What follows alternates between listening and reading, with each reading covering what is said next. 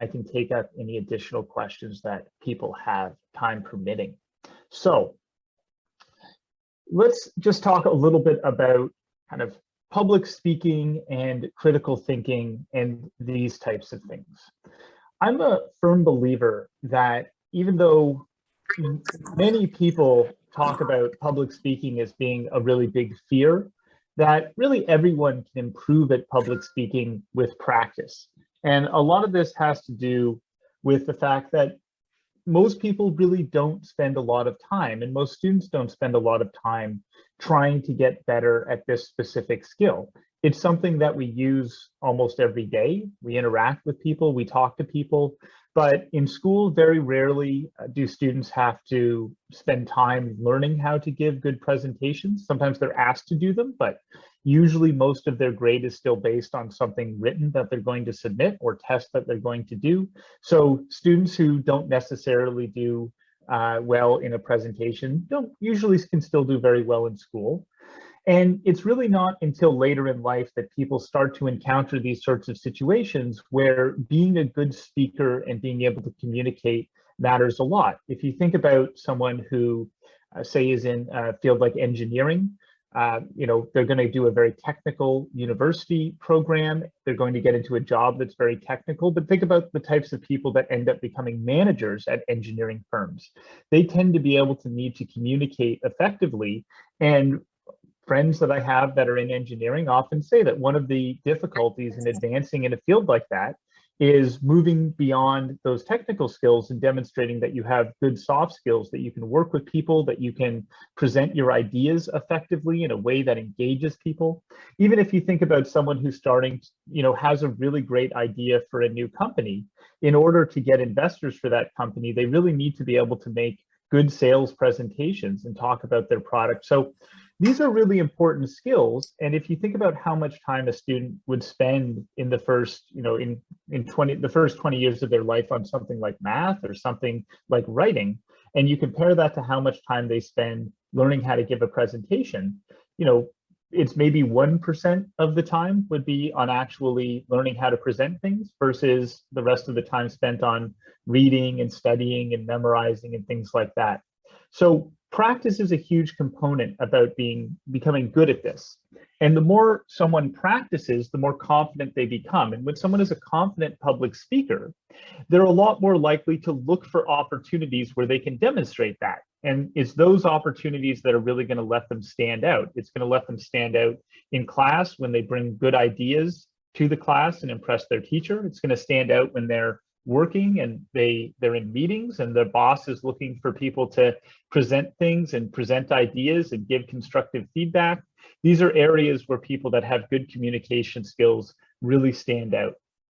The next thing I want to talk about is our belief in public speaking, in critical thinking, and how debate is a unique and particularly effective tool at helping students develop their critical thinking. And this is really one of the reasons that I became involved in debate, that I became personally passionate about it as a competitor, but also something that made me very passionate about it as a coach. Debate forces you to think about more than one perspective. And oftentimes people gain a little bit of information about something, and then they decide that that is the absolute truth, and they start telling everybody else this is what the absolute truth is. And this plays into something referred to as the Dunning-Kruger effect, which is something that scientists have been able to test empirically. And it's when someone knows a little bit about a topic, they have much higher confidence about that than someone who knows significantly more than them about the topic. Because the more we learn about a topic, the more we realize that there are deeper questions, there is more uncertainty about the answers. But interestingly, people who only know a little bit about something often have the same level of confidence in their knowledge as someone who has a PhD in that field. And debate, because it makes you think not just about what you already believe about something, but it also makes you say, okay, but if someone were to disagree with you, what are the best possible arguments they could make that would disagree with you? That forces you to give the other side serious consideration. And it's not about dictating to students what they should or should not believe. But I personally believe quite strongly that if you can't explain effectively the best reasons for why you are wrong about something, then you don't have particularly good knowledge of that subject. Someone who is an expert in their field can list off multiple reasons they might be wrong and why someone else might be right. But someone who knows very little about something can usually only tell you why they think they're right because they're lacking all that other information. And critical thinking is about being able to recognize the shortcomings of the information that you have and to be able to think about the reasons that the conclusions you made may be incorrect. And so debate is a process where we're constantly forced to reconsider how well do we understand something? How well can we prove one side of it? And what are the best reasons that someone might disagree with us, right? And the deeper a student goes in that direction, the more time they spend deconstructing ideas, considering the validity of evidence, the smarter they ultimately become and the more informed they become as an individual. And the last thing that's a really positive thing about a debate experience is the other students that you get to interact with. A student's peer group is incredibly important in terms of shaping who they are as a person. And one of the really nice things about debate is it draws together a lot of students that are creative, they're interested in the world, they are willing to work hard in order to improve in what is a very challenging extracurricular. And they're willing to support each other because they all understand the challenges that each other are facing. And they also understand that they're going to learn from each other if they can form good relationships. So this is kind of the sort of philosophical foundations of why we do what we do. And I hope that those all sound like really positive reasons for you. Looking more specifically at the types of, let's call them kind of skills that you can develop when you do our program. So a lot of the programming we do involves developing research skills. This is particularly true of some of the public speaking topics, but more so when you get into debate, particularly public forum requires a lot of research. And I think one of the things that's important to understand about research is, you know, learning to research isn't just about going and reading lots of things. An effective researcher is someone who doesn't just read and take notes, but they actually consider what they're reading, they consider what they're trying to understand, and they learn to identify the gaps in their knowledge so that they can better, you know, refine their research so that they can find the things they need to know. Similarly, they're better at reading things and questioning the information that they're getting and looking to see if they can verify that information in other sources or if other sources can point out flaws in that information. The next one is writing. And you may think, well, Rudi, public speaking, debating, what does that have to do with writing? The reality is that for most of the things that we do, we don't want students writing out speeches word for word. We want them to learn how to speak naturally, sort of the same way that I'm speaking to you naturally now. I have some speaking notes, but I haven't written down every word I'm going to say because I believe that I'm a more engaging speaker when I can look up at the camera and you can feel more of a connection with me. Let's try to keep on mute. When you can make a little bit more of a connection with me, and when my words can flow extemporaneously, so it feels more like a conversation than if I were just reading word after word after word, that would feel very rigid. So we don't teach a lot of writing specifically, but debaters and people with a good background in this field tend to write very well. And the reason for that is because they understand how to tell a story well. This is, I think, probably the best example would be when students are asked to write thesis papers. A thesis paper involves a central idea that you're trying to prove. And that's exactly what we train students to do in debate. We teach them to think about what is the central idea you're trying to prove, and can you prove that through a series of sub-arguments that support the main thesis? So writing an essay is very similar to giving a debate speech in terms of how you need to think about the content of that speech, how you organize it, and what is going to be the best evidence. So one of the things that many debaters experience is, even though they're not directly practicing a lot of writing, they find that their writing greatly improves because they're so much better able to organize their ideas. And this feeds directly into the idea of critical thinking. Debaters need to be able to listen and think and write down notes about what they're going to say in response. They also need to think about more complex ideas that aren't always a big part of a younger student's education, which is things like weighing. So there are many situations where a proposed policy is going to have a trade-off. So the most obvious trade-off might be, we might want to expand people's access to healthcare, but that is going to mean that we have to raise taxes. So since we generally can't have lower taxes and more government spending, we have to think about, well, who is going to benefit and who is going to be harmed, and how do we compare those groups? And this is the type of thinking that debate trains students to make more effectively. And lastly, I think I've already talked a fair amount about this, but these communication skills that are at the core of, sort of not just debating and public speaking, but really at the core of, what so many people do in their life, their ability to speak to others, to communicate. So in your personal life, in your professional life, in all of these areas, these are really important things. I think the last thing I want to highlight is something that I can't necessarily refer to any scientific evidence for, but I can say it does feel intuitively correct to me. And this is the idea that when we, human beings have fairly incredible bodies. When we exercise certain parts of our bodies, our body responds by growing those muscles, right? So if I lift weights, whatever muscles are being strained by that exercise, my body then transfers those calories into making those muscles stronger, because it assumes that must be something I need to do in order to survive.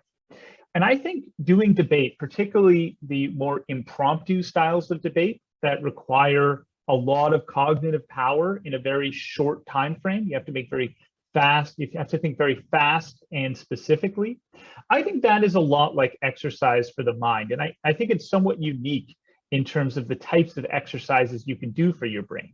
And I think one of the things that benefits debaters broadly in their life is that when they're doing this very concentrated focus of trying to develop a series of arguments in 15 minutes on a new topic, and then they're listening to a speech knowing that they're going to have to get up immediately after that person and give another speech in response to it, they're engaging these kinds of more powerful elements of their brain that normally we try to use a little bit less in order to conserve energy.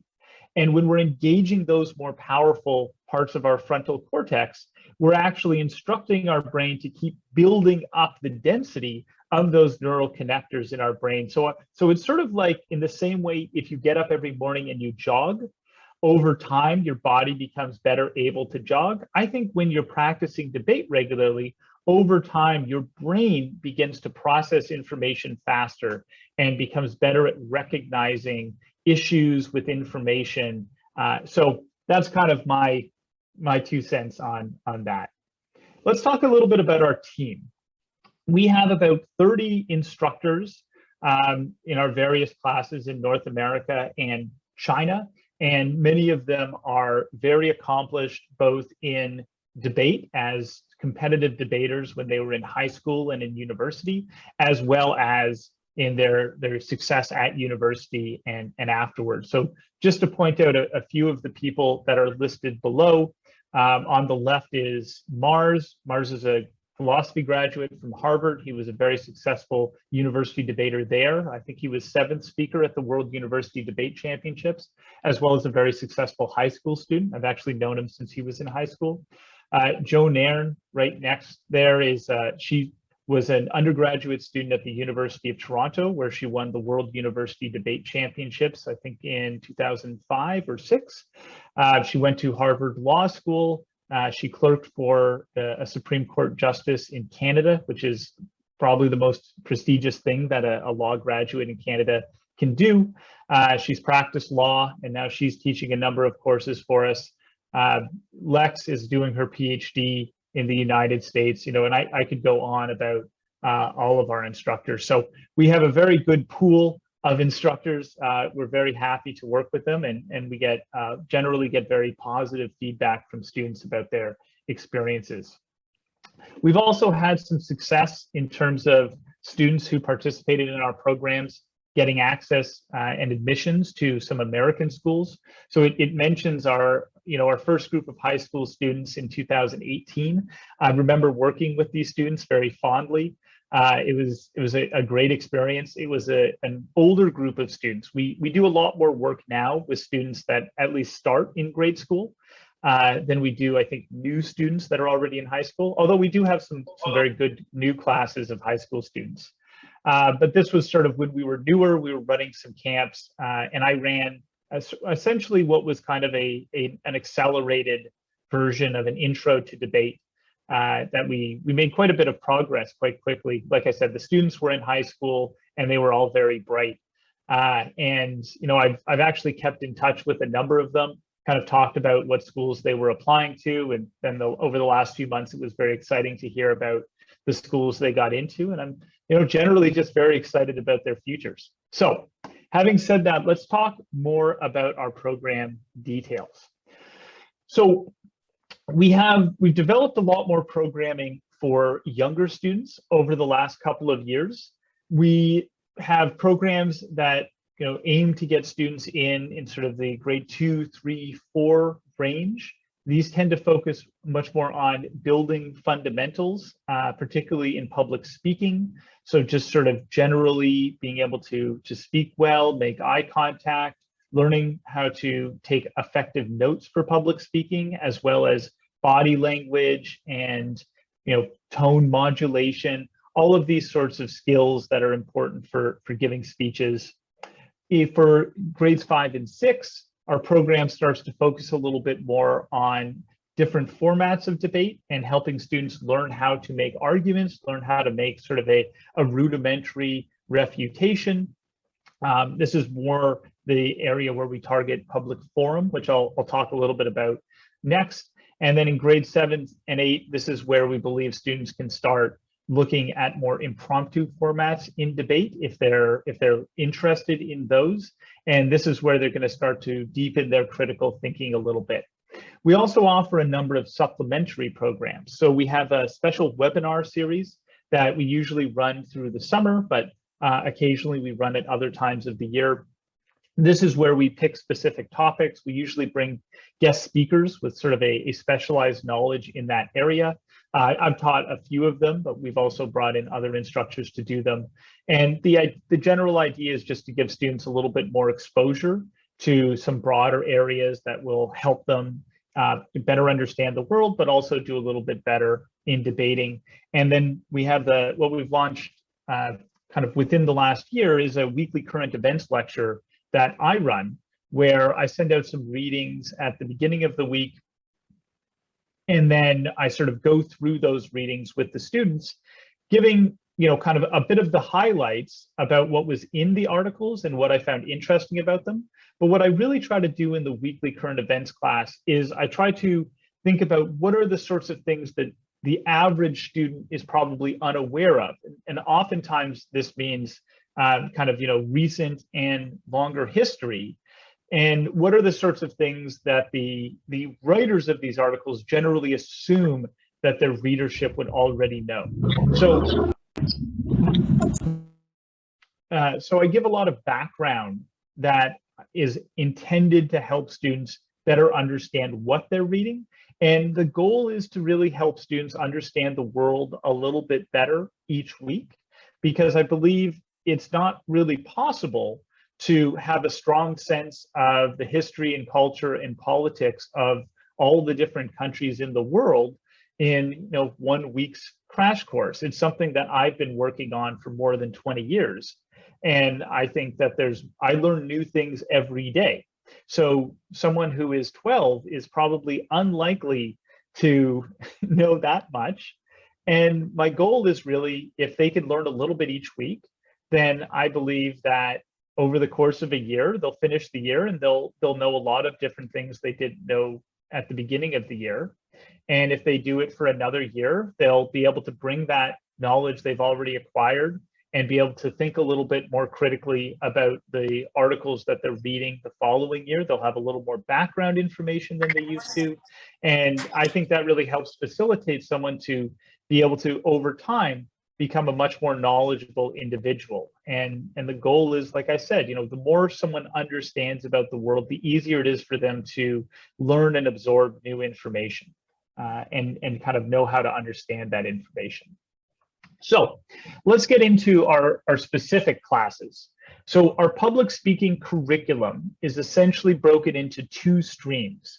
They cover basically the same types of material, but the junior public speaking program is a little bit of a slower pace. So some of the exercises are done a few extra times to give younger students more opportunities to practice. And with the students that are a little bit older in grades 4 and 5, they cover the same types of exercises and lectures related to things like persuasive storytelling and narratives, and kind of generally lots of different public speaking skills and techniques and formats, but they just do it at a slightly faster pace. We've sort of rebuilt the program a little bit so that it can be taken in parts. So you don't have to take public speaking A before you take public speaking B. You can take public speaking B, then take public speaking A. Similarly with junior, we have sort of junior public speaking A, and you do have to take that the first part and then the second part, but you could take part B1 and 2 before A1 and 2, depending on what's available when you're trying to sign up your children. We haven't done that. Oh, I should mention at the end it says public speaking competitions. We kind of have a dual purpose with our public speaking program. So we don't necessarily intend for everyone who takes our public speaking program to want to attend public speaking competitions. One of the things you can do with our public speaking program is just develop those skills and then move into a debate program. Students who want to attend public speaking programs, though, there certainly are opportunities for that. And we've started to send some students to some public speaking competitions. And so it's still fairly new, but we have had students do fairly well at some of the public speaking competitions they've attended so far.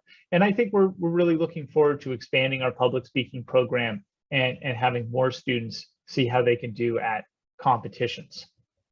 Okay, so up next is public forum. So public forum debate, to my knowledge, is the most popular English language debating style in mainland China. It's also very popular in some regions of the United States. And essentially what public forum debate is you have two teams of two, and each tournament has a single prepared resolution. So to prepare for a public forum tournament, teams need to work on that one resolution, which means they need to do a lot of very in-depth research, oftentimes using journal articles. So they usually need access to peer-reviewed articles, some kind of database that university students typically would access and academics would access, to try to pull the most specific, accurate research that they can. Public forum requires a lot of research. It also requires the development of argumentation, refutation, summarization, these sorts of core debate skills. So because public forum doesn't give students a big opportunity to learn about the specific topic, we actually find that this is a fairly effective style to introduce students to debate to, particularly younger students, because they're not going to be tested as much on their general knowledge. They're going to have an opportunity to research and prepare their arguments for what's called the pro side and as well as the con side.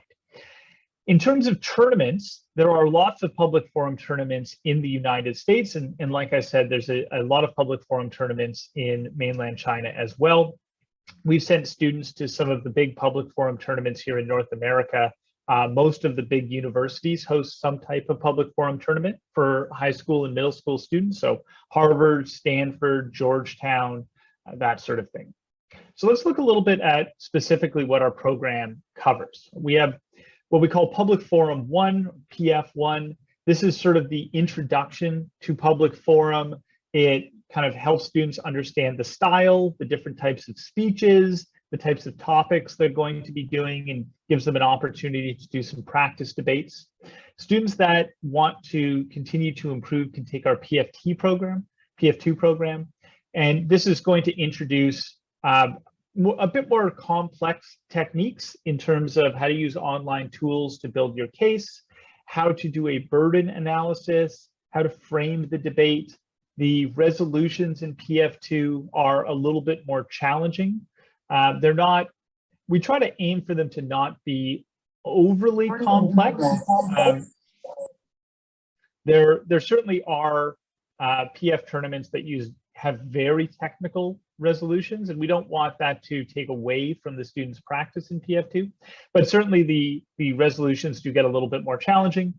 After PF2, sometimes older students are probably ready to go straight to a PF competition class, but we also have a PF3 class, which is mainly designed for students to just get more opportunities to practice the skills they've learned in PF1 and 2 on newer, different resolutions.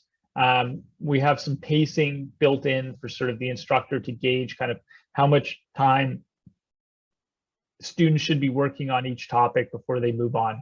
And then at the point at which students are interested in going to a public forum competition, we actually organize our classes around the competitions. Like I mentioned, public forum has a single resolution for a tournament. And so students who go to the tournament are going to be on the pro-con or the pro side or the con side of that resolution, but every round they do is going to be the same topic.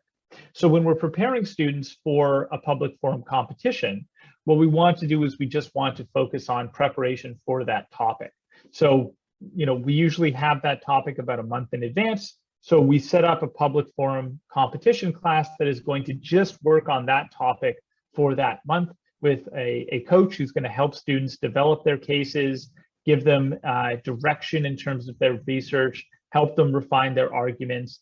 And then where we can, we try to ensure that the coach can attend the tournament with those students to sort of watch their rounds, give them feedback, help them along the way. And usually students that are in a PF competition class usually plan to enter more than one competition. So usually when that competition ends, we can keep the same class together, but we switch to the next topic for the next tournament in about a month or so's time.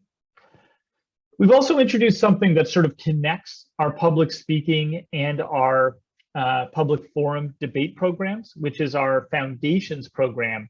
This is meant for students who are interested, oftentimes I think this is going to be students that are sort of the age where they can start the debate program, but maybe they haven't done the public speaking, or they would like more practice in public speaking. And so we've designed this Foundations camp as sort of an intensive program where students are going to do both public speaking as well as cover sort of the key elements that will help introduce them to debate.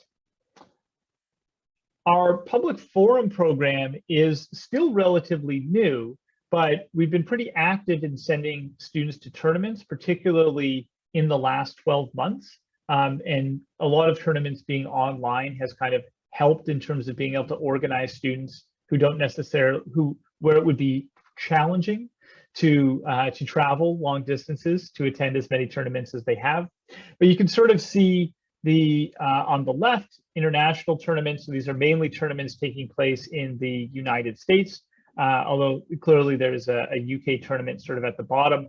We've had a number of students break at these tournaments. And so breaking at a tournament refers to when after they do the main rounds, usually 4 or 5 rounds, the top teams move into a quarterfinal or a semifinal. And that's what we refer to in debate as the break. So a break means moving on into the elimination rounds, which only the top teams typically can do. And then you can also see that we've been active in sending students to NHS DLC events, which are a type of public forum that tends to operate in many different cities and regions in mainland China. All right, so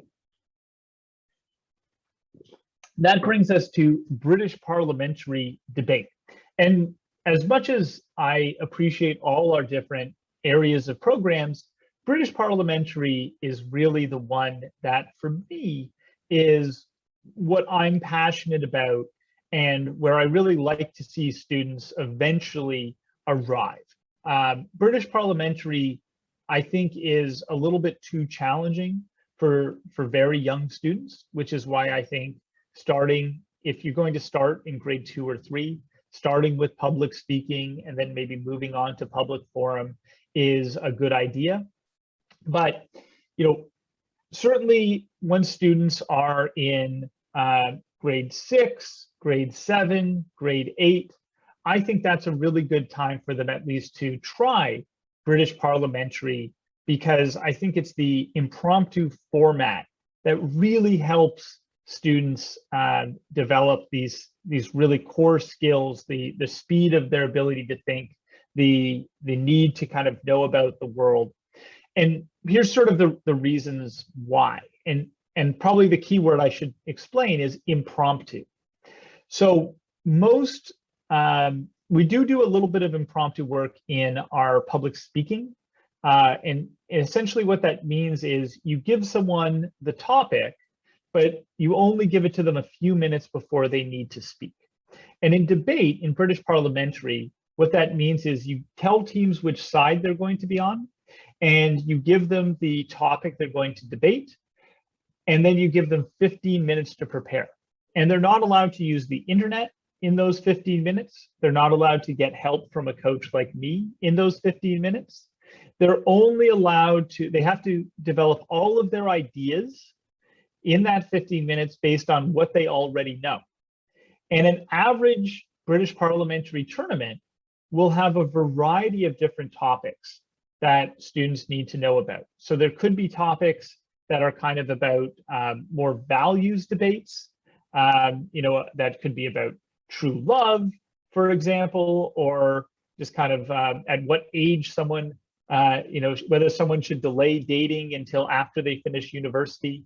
It could be about an economic policy. So it could be about bailing out large companies during something like the pandemic. It could be about how you prioritize the distribution of vaccines. It could be about whether you should sanction a country based on things that are happening or not. Almost any topic you could think about that would be in the news can come up at a British parliamentary tournament. And so this pushes students to make sure that they are staying informed about the world, because a variety of different topics could come up at events. It pushes them to not just think about international relations and geopolitics, but to also think about social issues and education and health, which also have a big impact on people's lives. And it pushes them to be able to think about new ideas, things that maybe they haven't thought about before, and to think very, very quickly, well, what are the reasons for this, or what are the reasons against this? Because like I said, they only have that 15 minutes to come up with their case. And then during the debate, the speeches are going to go, you know, one side for proposition, one side for opposition. So they need to be able to listen to those speeches and come up with refutation and think about the arguments that they're going to make. And I think that's the most challenging type of debate that you can do, because it really pushes students and can be very difficult in some situations. You know, it can be very, very stressful. And you know, I don't want to say that it's all fun, but that challenge is also what makes it so uniquely rewarding in my experience. So let's talk a little bit about what our program is. We have a junior program who are, you know, and this is sort of designed more for grade 5, grade 6s. Students lower than that may have trouble keeping up, but this is sort of all the programs essentially start with the same overview of British parliamentary and similar kinds of introductory topics. It's more about the pacing at the lower level. So the junior program tends to pace out that information and allow students more time to do practice debates and kind of improve. Our core program is for students that are kind of, around grade 7, grade 8, maybe grade 9 and 10 in some cases. This has, this will cover level 1 and 2 a little bit faster than the junior program, and then students are able to continue to advance depending on how they do each semester. And oftentimes this is not just sort of, how well they're doing in class, but are they taking the initiative? Are they practicing outside of class? Are they attending tournaments? There's lots of things that students can do outside of our weekly classes to improve. And then we have the elite program, which is designed more as a transition for students that already have a lot of experience in another program. So the typical elite program student has probably done, say, 2 years of public forum debating. They've been to lots of public forum debates. Maybe they've been successful at those events. So they have pretty good confidence as a public speaker. They understand the basics of argumentation and refutation, but they're unfamiliar with British parliamentary. And so the program is designed to just sort of move at a faster pace and help students learn kind of how they can adapt the skills they already have to an impromptu format. In addition to our regular weekly classes at their levels, we offer a number of different boot camps. We usually run these during the summer, and they're typically meant for students to spend some time improving on specific skills. So the camps don't generally offer information that a student wouldn't have any exposure to, assuming they're attending a camp that is appropriate to their current level of development. But what it does do is it gives students a lot more exercises to really hone in and improve on those skills. So the organizational camp focuses more on helping students just give clearer speeches, better organization, formatting, flagging, just kind of, ensuring that their speeches are clear and easy to follow. The content camp focuses a little bit more on helping students broaden their general knowledge, but also better use examples in debates. The engagement camp is a little bit more about how to win in debates where both teams are fairly good. And it's not going to be enough to just give sort of a clear speech with reasonable ideas, but the debaters are really going to need to do more complex forms of analysis like burdens, weighing. The advanced introduces just sort of more techniques for winning against very good teams. And we've recently introduced a World Schools debate bootcamp. This is sort of a focus on World Schools, which is it's a format of debate where there are not that many tournaments in this format, but the World Schools Debate Championships use this format. It's a format that's actually similar to the main format in Australia.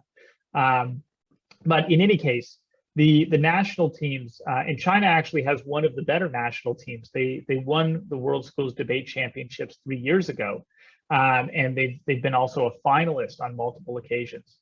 And Team Canada actually won last year. So, there's a little bit of a rivalry there, although in my experience, all the students on each team know each other and like each other quite a bit. But anyways, World Schools is an increasingly popular style of debate. There's been World Schools tournaments certainly popping up in North America. And I think a lot of students, particularly students that hope to make a national team, have become very interested in learning more about World Schools so that they can see if they reach a level where they might be strong enough to apply for to be on their national team at some point. We're also going to offer a tournament in August. We did this last year. The schedule is a bit tricky. I think it's because we're trying to incorporate people who are on the West Coast and East Coast of Canada, as well as people who are in mainland China. So a lot of people who are going to attend this tournament are likely going to be doing things either very late at night, very early in the morning.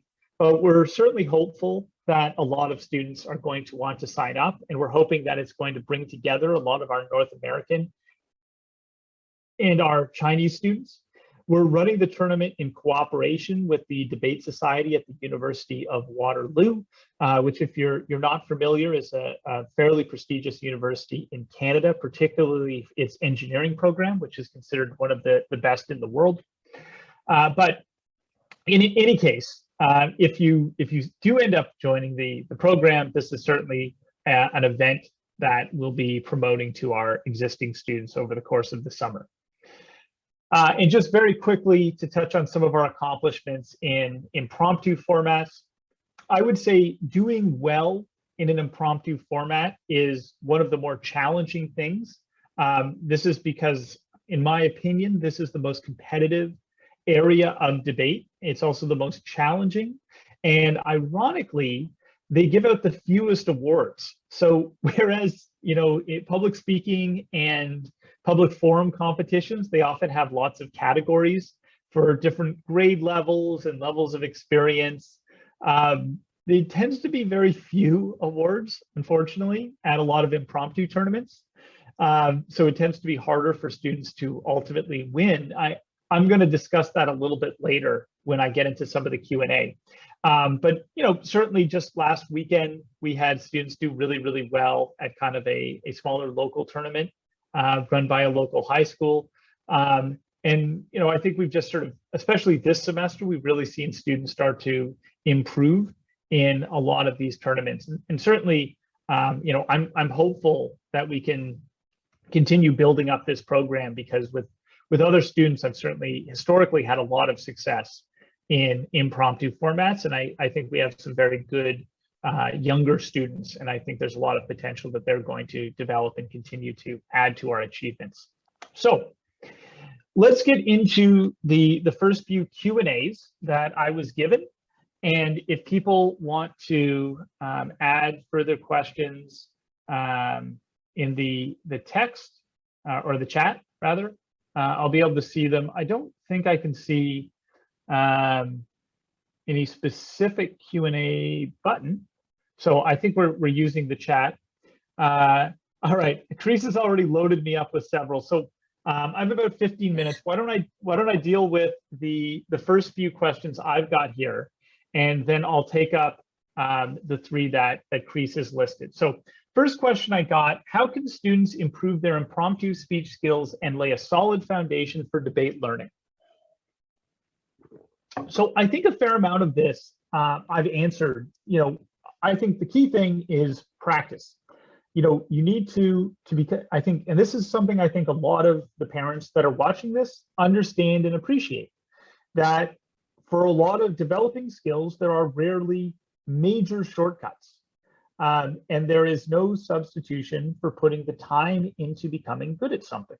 And I think most things anyone is good at, they put a lot of time into. Certainly, there's a number of things I think I am good at.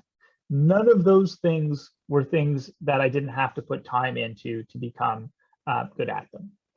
Some things maybe I felt naturally better at, but if I had practiced, as at my age, I don't think I'd be considered good at them. I was probably just better at them than the average 10-year-old, but even a really good 10-year-old isn't that good at anything. So, practice and time at it matters.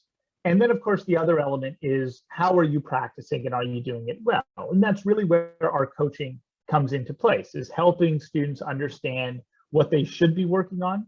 There's often a tendency for students to not want to work on certain elements that they find less enjoyable to practice, but wanting to work on the things that they actually really do enjoy. And a good coach is able to highlight how, avoiding improving on certain skills is actually really holding that student back and directing them to how they can effectively use their time. Right? So that's how I would answer that question. This next question, I feel like I talk a lot about, and that I get the most pushback on, and I think it's underappreciated. So this question is about the benefits and skills development of learning debate if students don't end up with winning or breaking at any tournament. And so I guess I'll tell you a few things about this. It's great to win.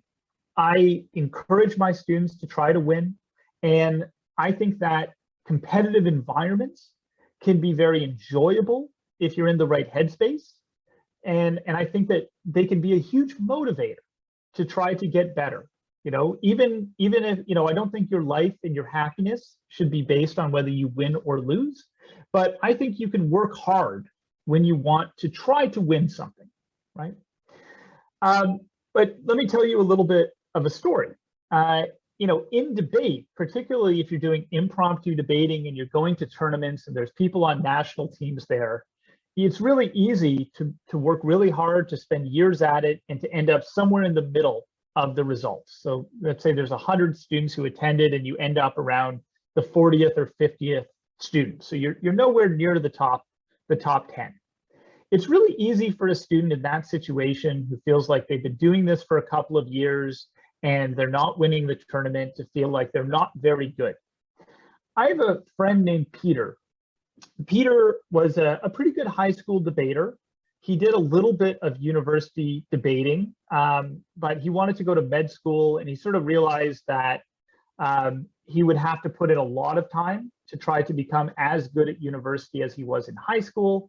And he probably, it was a bigger priority for him to get into med school. So he didn't do a lot of university debating, but he did get into med school, so it worked out. And something he says all the time is, he says, particularly when he was doing some university debate and he realized that he really, it was a lot harder than when he was in high school. And he didn't feel like he was that good. He said, now that I went to med school and I have to do, I had to do presentations there, and I do more professional speaking. Said, I didn't realize how much better I was at just giving a presentation than almost everybody else in the world. He said, no one in debate understands this because they compare themselves to other debaters, but someone who is in the middle of a reasonably competitive debate tournament is probably better than 95% of the rest of the population at any kind of public speaking. And, and I know, most of you are probably not familiar with another friend of mine named Amir. He's, interestingly, also a doctor. But, he sort of says the same thing. And I have a different friend named Jason. He's a professor at the University of Pennsylvania. And, he talks about kind of academic presentations and how often they're not very good. And his favorite presenter is someone who also has a PhD in economics. And he didn't actually know that this person was a debater. I knew them because they were the top speaker at the World University Debate Championships in 2010. And he knew them because they gave one of the best academic presentations he'd ever seen. And it was really funny that we had this overlap where he was like, this is the gold standard of how to present a paper in academia. And I went, well, obviously he's good at it. He was the top speaker at the World University Debate Championship. So anyways, to bring this all back, the main point I want to say is, I think sometimes students and parents can look at results and say, this isn't a good use of time. Look, you haven't won, so you must not be very good. And I think that's really unfortunate, because I've had students win, I've had them do really, really well, and I've had other students do well, but not win. Maybe the best thing they ever did was they were the 9th speaker once in 4 years of debating, and maybe they were in the quarterfinals once or twice, but they weren't as successful as other students.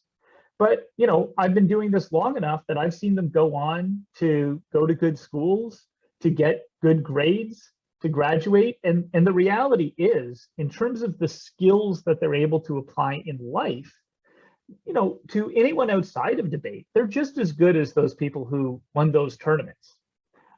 Because, at that point, you're really splitting hairs. You are objectively very, very good if you can, become good at debate, even if you're not winning tournaments. You're objectively, a lot about the world. You understand a lot of different ideas and their complexity. You're able to express ideas in compelling ways. And so even if you're not winning tournaments, it's important to sometimes have those moments where you realize that, you're still really, really, really good at it. All right. And then how does debate as an extracurricular activity help children get into schools of their top choice? So I'm not going to lie to anyone and tell you that you can, if you do well at debate, but you don't have good grades and you don't have a good score on admissions tests, that you can go to any school you want. That's not true. You obviously, you know, grades still matter. Your SAT, ACT scores matter. And there isn't going to be a point at which those things aren't very important to any kind of admissions system, right? But I can say that good schools who can be selective in their choices, they do look for more than just grades. And they get lots of students that have similar grades and similar scores on standardized tests. And so they have to look beyond that, and they have to kind of look at, well, what kind of person is this? How are they going to benefit from our school? But also, how are they going to benefit our school? Are they going to be the type of peer that enhances the quality of our classes? And I think that this is one of the places that debate can really help, because, you know, when students do debate, they learn more about the world. They learn to be more critical and more thoughtful about things. And I think this really helps them. You know, it helps because debate generally looks, you know, most debate is generally pretty prestigious. So it looks good on an application.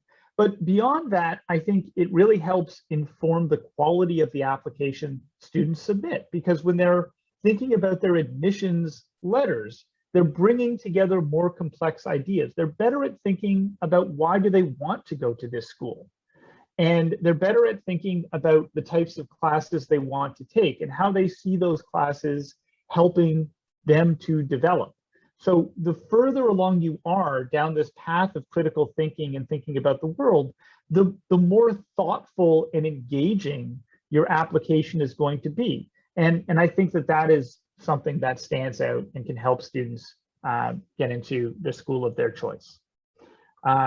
All right, and I guess for what it's worth, I can say that, you know, in addition to that, you know, over the years, I've had lots of students get into the schools of their choice. So I believe that that is, like I said, more than just that they took debate classes with me, but I'd like to think that in some way, you know, taking those debate classes with me or with someone else from my team, you know, it helped them develop those skills that helped them be better students, that helped them get better grades, that helped them, you know, in all these other facets. So, you know, I'd like to think that there certainly is a role there.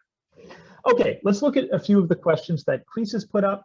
So Chris says, you know, according to your opinion, what kind of child can be regarded as a public speaking and debate talent child? What are the characteristics of this kind of children? So, you know, the first thing I want to say is I think it's really important to not assume that some children are going like that are meant to be good at this and some children are not. Hopefully, one of the things that I've stressed is that regardless of where a student is starting, assuming they don't have a serious language barrier, because we do teach our classes in English, or a serious cognitive issue, you know, I think everyone can improve. And the reality is, in terms of benefits in your life, someone who is sort of a naturally extroverted person who likes to speak will probably do okay in life. Maybe not as good as if they get training, but they'll probably be able to talk to people. And it's probably someone who struggles a lot more and is more introverted that probably gets the most benefit, even if they never become the most successful debater. Because if they can just learn to be sort of average in terms of their ability to present ideas, and if they're able to gain that confidence, that will probably have a huge impact on how comfortable they feel in public settings. But if you want to know, like, what are the characteristics where I would say, oh, you know, they seem to have a high ceiling. I could see them, if with enough work, I could see them doing really well. Typically, these are students that have some level of extroversion. So it means that they have a comfort expressing their ideas. They're someone who is competitive. So they're willing, they're not doing debate just to kind of, you know, do it and then get back to the other things they have in their life. They they want to finish their homework so they can do more debate, right? Like, because they want to win at a tournament. And they treat it the same way that somebody who is on a competitive soccer team or a competitive ping pong team, you want, to be good at debate, you need somebody who has that kind of competitive mentality. They want to work hard. They want to see how good they can be at it. And then there's a level of kind of, is the student grasping sort of these more challenging elements of debate? Can you tell when they listen to something someone says, are they able to quickly think about what is problematic about that argument? That's a little bit harder to just grade, but you can kind of see it when you watch students that are newer. You kind of see how well are they picking up on these things. Okay, except extensive reading, what else can be done to improve the ability of speaking and debating? So yeah, I mean, reading is helpful, but reading really only gets you that far. I mean, obviously, I'm assuming this is a student who's also already taking our classes, so they're getting weekly instruction. I would say attending tournaments regularly is a big part. There's very few students I've worked with that ever became strong debaters without lots of tournament competition. And again, I think that's very similar to playing sports. It's very hard to become a really great basketball player or a really great ping pong player if all you do is practice with your coach. You really need to go out and compete against other competitors at tournaments with different judges, that sort of thing. There's lots of other exercises I could say, they're watching other rounds of debate on that are recorded and posted online. That can be a big part of getting better at debate. So oftentimes with more advanced students, one of the things we talk about is more, what are the areas you need to work on, and what are some of the ways that you can practice to improve specifically in those areas. Okay, so there's another question. I don't believe that all introverted children are not the best debaters. However, my children just can't do well in body language. How can we help them? So first off, I agree with you that being introverted doesn't necessarily mean you would be a bad debater. There was someone who debated around the time that I did, and I guess I won't name them because I don't want to out any kind of things I know about them personally, but they were very introverted. Outside of the debate rounds, if you try to talk about them, they were very shy. There were only a few topics they really felt comfortable sort of discussing. They found large groups to make them a little bit uncomfortable. But in debate rounds, they were, I think one year, I think the 4th or 5th speaker at the World University Debate Championships. They were absolutely outstanding. As a debater, one of the strongest debaters I think I've ever seen, particularly when they were really on. So, you can certainly be introverted and still rise to, a very, very high level within debate. In terms of body language, a lot of that is, I think, about practice. I tend to be more of a hand talker. I try to do it a little bit less when I'm on a Zoom call because you can sort of see my hands are sort of here and you can't really see them. So you'd only see my thumbs moving around, and I don't think that looks very good. And if I held my hands up here, I look kind of crazy because they're too close to my face. So, and I'm also not standing, so I can't kind of pace. If we were doing this in an auditorium, you'd see me sort of judiciously pacing a little bit. You'd see me kind of, using one hand motion, sometimes shaking both hands. Again, I think that kind of comes with practice. In our public speaking exercises, some students, they start with a pretty static body posture, and as we get to know the students better, we can sort of point out ways to kind of try to move a little bit more. It's also worth keeping in mind that different people develop different styles of speaking that work for them, and it's true in life. Like some people learn and feel most comfortable giving very large sorts of presentations. They like to use a lot of space. They like to kind of move their body around, walking in space, big arm gestures, kind of loud, bombastic. And other people can learn to be just as effective giving speeches where they move less, but those movements are more deliberate, more thoughtful. So I think it's sort of at a certain point, once you've kind of learned the toolkit of how to be a good speaker, it becomes about learning kind of how to use those tools in a way that works well for you and in a way that kind of adjusts to the type of speech that you're being asked to give. Okay, we're a little bit over 10. I believe, I've answered all the questions